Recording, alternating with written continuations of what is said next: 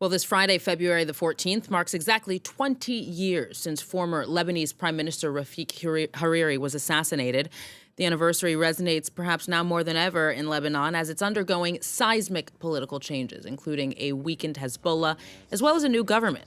Now, as a reminder, Hariri oversaw Lebanon's post-Civil War reconstruction, and he had only recently resigned as prime minister when he was murdered in 2005. 3 years ago, a UN-backed tribunal found compelling evidence that Hezbollah was behind the assassination, convicting 2 of its members in absentia to life in prison for complicity in that massive suicide bombing attack, which left 22 people dead in total.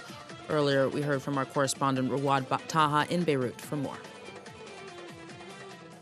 It's not only after 20 years, it's Saad al-Hariri's first political speech in at least 6 years since he resigned from the cabinet in Lebanon in the aftermath of the October 17 revolution, which happened in 2019, and the onset of Lebanon's economic.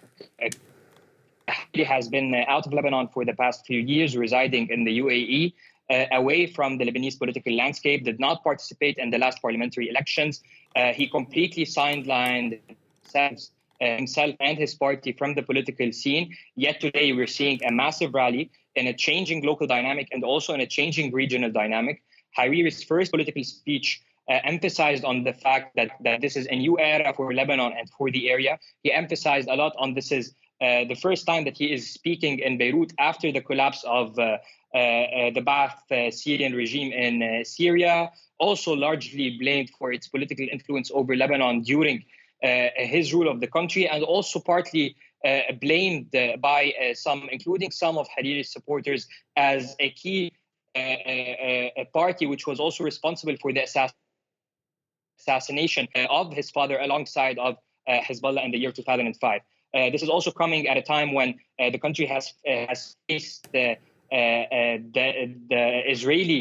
last Israeli war, which completely harmed Hezbollah, assassinated most of its senior leadership at a time when the Lebanese army is gaining gradual control over most of the territory in southern Lebanon, at a time when the state is expected to also make sure that it has autonomy over the use of weapons over the next few months. So indeed, this is the first time we see a speech by Saad al-Hariri over the past few years.